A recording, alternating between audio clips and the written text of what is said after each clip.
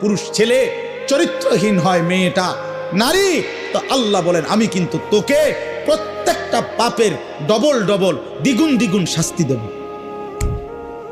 তোর নিজের পাপ, ওই ছেলের পাপ। এটা কোরআন শরীফের আয়াত। এজন্য যেই সমস্ত মহিলা মেয়ে বেপর্দা হারাম কোনো প্রেম সম্পর্ক অথবা নিজের শরীর প্রদর্শন করে, এদের দিকে যত পুরুষ তাকায়, এই সমস্ত পুরুষের যত গুনাহ হয়, ওই অসভ্য নারী সবগুলো গুনার শাস্তি, নিজের পাপ আবার এদের পাপ সমপরিমাণ নিয়ে শাস্তি ভোগ করতে হবে। খোদার কসম, এটা কোরআনের আয়াত। আল্লাহ বলছেন আমি ছাড়ব না, আমি নিষেধ করছি। আমি তোমাকে দামি বানাইছিলাম, আমি তোমাকে ইজ্জতওয়ালা বানাইছিলাম। ইসলাম নারীকে কি সম্মান দিছে বলেন?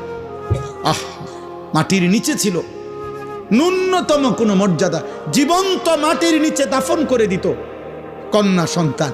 ইসলাম সেই মনে হয় যেন কবরের থেকে উঠাইয়া আমার নবী মর্যাদা দিতে দিতে বলছে আল জান্নাতু তাহতা আকদামিল উম্মাহাত, মায়ের পায়ের নিচে সন্তানের জান্নাত। তাহলে মা কোথায়? পরে বোঝেন না, মহিলার পায়ের নিচে যদি জান্নাত হয় তো এবড়ি কোনায়? জান্নাতের উপরে। তার মর্যাদা কোথায়? জান্নাতের ঊর্ধ্বে। নারী জান্নাতের ঊর্ধ্বে। সুবহানাল্লাহ। অতএব আজকে এতটুকুই কথা, আপনারা বুঝেন, আমরা বুঝি। আমাদের এই বালিকা মাদ্রাসা, আমাদের ছেলেদের মাদ্রাসাগুলো আমরা আখিরাত শিখাই, আমরা চরিত্র শিখাই, আমরা আখলাক শিখাই, আমরা ইমানের হেফাজত করতে বলি, আমরা আখলাকের হেফাজত করতে বলি। আল্লাহ আমাদেরকে বুঝ দান করেন, আল্লাহ আমাদেরকে কবুল করে নেন। দেখেন এবার আমি যেটুকু আয়াত পড়ছি, এবার শুধু তর্জমাটুকু শুনেন, তাইলে কথা শেষ।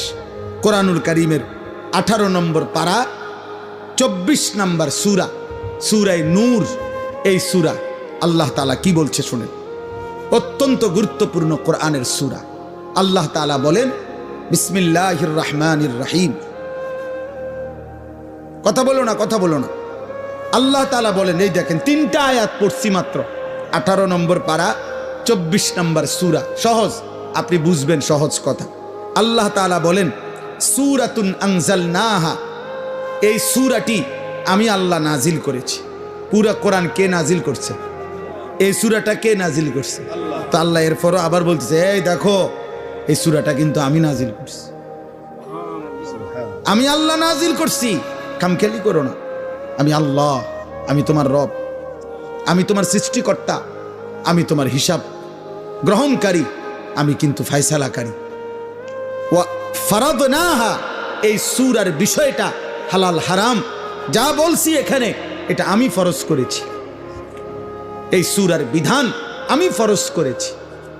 3 নাম্বার ওয়া আনজালনা ফিহা আয়াতিন বাইয়িনাত, আমি আল্লাহ এই সূরার মধ্যে আমার বিধান স্পষ্টভাবে, কোন রকমের লুকোচুরি, কোন রকমের নয় ছয় নাই, আমি স্পষ্ট আমার বিধান আমি নাজিল করেছি। লাআল্লাকুম তাদাক্কারুন, কেন? যেন তোমরা উপদেশ গ্রহণ করতে পারো। কি করতে পারো বলেন? উপদেশ গ্রহণ। এখন এতগুলো ভূমিকা বলে আল্লাহ কি বলছে এরপরের আয়াত দেখেন, আয-যানিয়াতু ওয়াজ-যানি ফাজলিদু কুল্লা ওয়াহিদিম মিনহুমা মিআতা জালদা। এইটাই বলছিলাম, কোন ছেলে মেয়ে যদি ব্যভিচার করে, জিনা করে, আল্লাহ বলেন ব্যভিচারিণী নারী এবং ব্যভিচারী পুরুষ যদি অবিবাহিত হয়, তাহলে তাদের উভয়কেই 100 করে চামড়ার চাবুক দিয়ে বেত্রাঘাত করো। ইসলামের কঠোর শাস্তি। আল্লাহ বলছেন ওয়ালা তাখুযকুম বিহিমা রাফাতুম ফি দীনিল্লাহ ইন কুনতুম তুমিনুনা বিল্লাহি ওয়াল ইয়াউমিল আখির। আল্লাহ বলেন যদি আল্লাহরে মানো, আখিরাতকে মানো, তাইলে এই শাস্তি কার্যকর করতে গিয়ে এক বিন্দু দয়া মায়া দেখাবা না। এই সমাজ থেকে অশ্লীলতা মুক্ত করা, ব্যভিচার মুক্ত করা, নারী পুরুষ ছেলে মেয়ের অবাধ মেলামেশা, এটার থেকে একটি সমাজকে বাঁচানো। খোদার কসম, আল্লাহর এত কঠোর বিধান যা আল্লাহ বলেন এই বিধান কার্যকর করতে এক বিন্দু দয়া মায়া দেখাবে না। এটা সব সাংঘাতিক কথা। এটাই আমরা এই জন্য বলি, আজকে ছেড়ে দিছেন আপনারা, বললাম না, ছেলে পেলেদের অভিভাবকদের কোনো খবরই নাই। উনি বুঝে, সব বুঝে, তার ফোলাটা যে নষ্ট হয়ে গেছে ওটা বুঝে, চেহারা দেখলে তো বোঝা যায়। মানুষের চিহ্ন নাই, আল্লাহ খুদার চিহ্ন নাই, হালাল হারামের চিহ্ন নাই, আখিরাতের কোনো ভয় নাই, এটা বুঝাই তো যায়। কে না বুঝে, কে না বুঝে?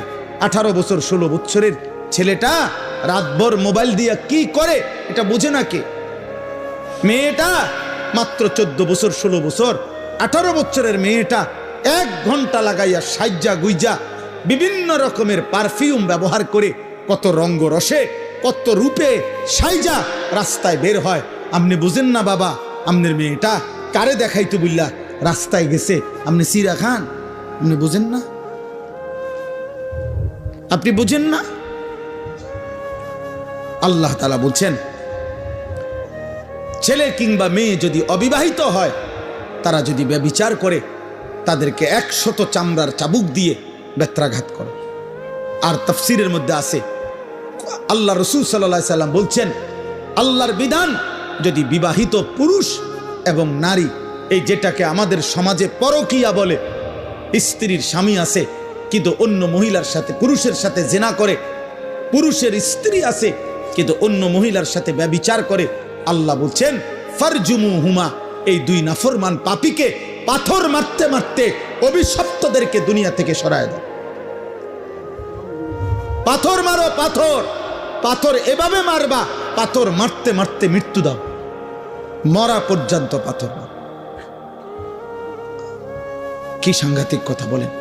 তার মানে এটাই বলছিলাম, কথা তো এটাই বলছি যে আসমানের নিচে জমিনের উপরে কোন মুসলমানের দ্বারা, কোন মুমিনের দ্বারা, খোদার কসম আল্লাহ বলে, বান্দা আমি এটা সহ্যই করতে পারি না যে মুসলমান পরিচয় দিয়ে ছেলে মেয়ে নারী পুরুষ অবাধ মেলামেশা করবে, আমি আল্লাহ এটা মানিয়ে নিতে পারি না। কেন? আমি তো সকল চাহিদা পূরণের হালাল ব্যবস্থা রাখছি, আমি খাবারের চাহিদা পূরণ করছি, আমি পানির চাহিদা পূরণ করছি, আমি লজ্জাস্থানের চাহিদা পূরণের হালাল ব্যবস্থা, পবিত্র বিবাহ আমি তো রাখছি। তাইলে তুমি কেন নাফরমানি করো? তুমি কেন অসৎ হবা? এই জন্য আল্লাহ বলছেন, ওয়ালিয়াশহাদ আযাবাহুমা তাইফাতুম মিনাল মুমিনিন। আল্লাহ বলেন, বেবিচারী যারা, ছেলে মেয়ে অবিবাহিত হোক আর বিবাহিত হোক, তাদের শাস্তি যখন কার্যকর করা হবে ইসলামী খেলাফত, তখন যেন অবশ্যই ইমানদারদের বড় একটা গ্রুপ উপস্থিত থাকে, লোকসম্মুখে প্রকাশ্য দিবালোকে এই শাস্তি কার্যকর করতে, যেন বাকিরা ভয় পায়, যেন বাকিদের কলজা শুদ্ধা কাঁপে যে পাথর মাইরা মাইরা ফেলবে, 100 চামড়ার চাবুক দিয়ে বেত্রাঘাত করবে। এই জন্য বাবা শুনেন, আর এক আয়াত, তাহলে একটা বললাম। এই জন্য আমার এই উদ্দেশ্য, যে বালিকা মাদ্রাসা দেখা আমি এটা বলছি, আয়েশা সিদ্দিকা মহিলা মাদ্রাসা, বালিকাদের মাদ্রাসা, মুসলমানের মেয়ের ইজ্জত, মুসলমানের মেয়েকে দিন শিখানো এতটা জরুরি। একটা মেয়ে খোদার কসম চরিত্রহীন হইলে, একটা মেয়ে যদি অসৎ হয়, একটা মেয়ে যদি নিজের ইজ্জত সতীত্বের কদর না বুঝে, একটা সমাজ পুরাটা দুর্গন্ধ হয়ে যায়। কারণ একটা মেয়ে বেপরদা হওয়া মানে ওই শুধু গুনাহ